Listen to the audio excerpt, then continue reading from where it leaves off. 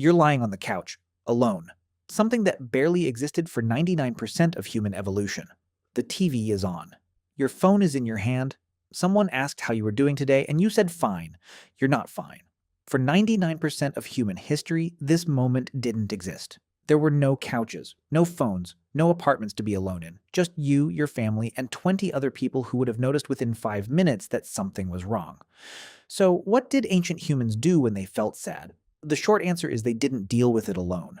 The long answer is way more interesting. Let's start with the reality.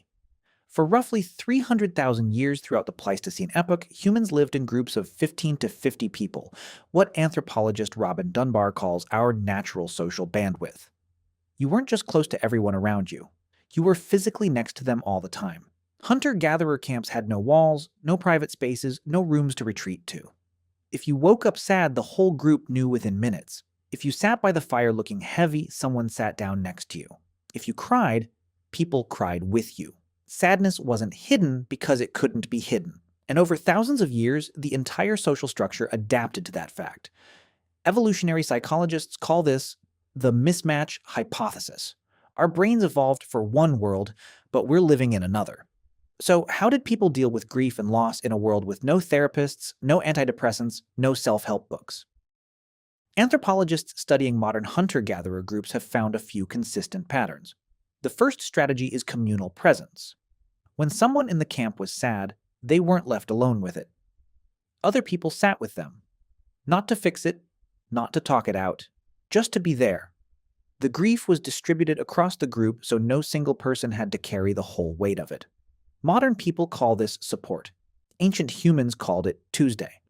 The second strategy is ritual. Active, physical, embodied ritual.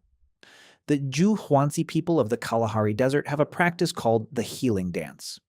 A few times a month, usually starting at sundown, the women of the camp gather around the fire and begin to sing. The men dance around them.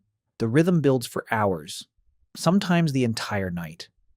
Anyone who is heavy, grieving, angry, or sick sits in the middle. People move around them, touch them, sing into them. By morning, something has shifted. Anthropologist Richard Katz, who spent years studying this practice, described it as communal therapy. Every person participates. Nobody is the patient, and nobody is the doctor. The whole group is doing it together. The third strategy, and this one's important, is movement and sunlight.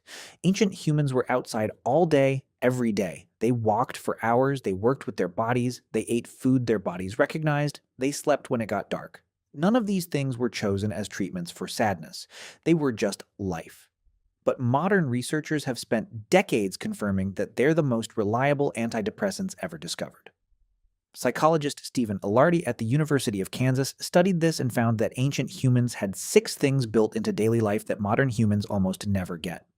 Omega-3, rich food, sunlight, physical movement, real sleep, constant social contact, and almost no time spent alone with their own thoughts.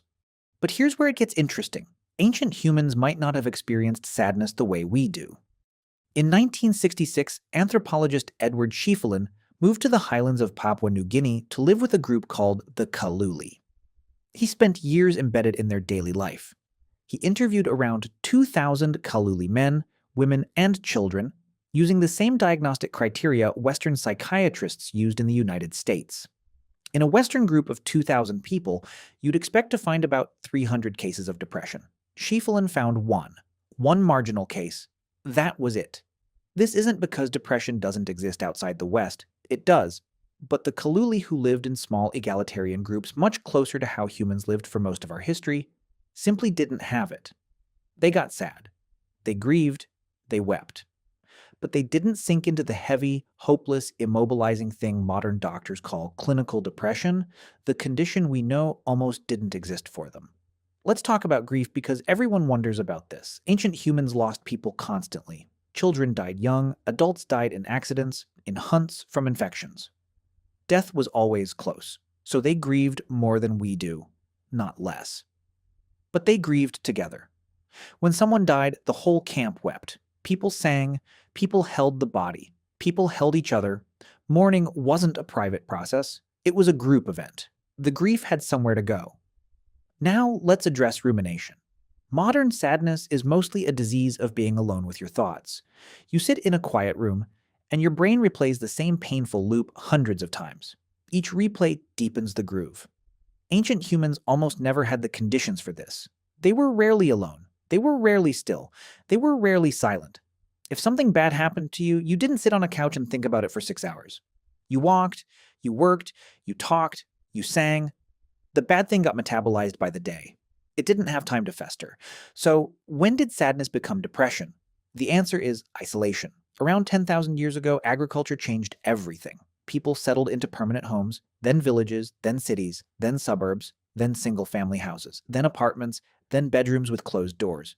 Each step gave us more privacy. Each step also gave us more time alone with our own thoughts. Privacy as a right, as something everyone expects, didn't emerge until the last few hundred years. Loneliness as a national epidemic didn't emerge until the last few decades. Here's the part that's hard for modern people to understand. Ancient humans weren't happier because their lives were easier. Their lives were harder. They watched their children die. They lived with constant danger. They went hungry. But they had something we don't. They had bodies and minds that were never alone, in a system that wasn't broken, with no expectation that sadness was a private problem to be solved by the sad person. In 2023, Surgeon General Vivek Murthy released a public health advisory declaring loneliness a national epidemic. Half of American adults reported feeling lonely. Americans now spend an average of 20 minutes a day in person with friends, down from about an hour just 2 decades earlier. For young adults aged 15 to 24, in-person social time dropped by 70%. The report concluded that chronic loneliness raises the risk of premature death by around 30%, partly through elevated cortisol and stress hormones. About the same as smoking 15 cigarettes a day. Half of us are lonely. Most of us are also sad in ways we can't explain. These aren't separate facts. They're the same fact. So, here's the answer. Ancient humans dealt with sadness through community, ritual, movement, and the basic refusal to let any one person carry it alone. They didn't need therapists because the group was the therapy. They didn't need antidepressants because their environment was the antidepressant. And when walls gave us privacy, and screens gave us isolation, and modern life gave us hours alone with our own thoughts, we slowly built the world we live in now. A world where you can be sad for weeks and nobody notices.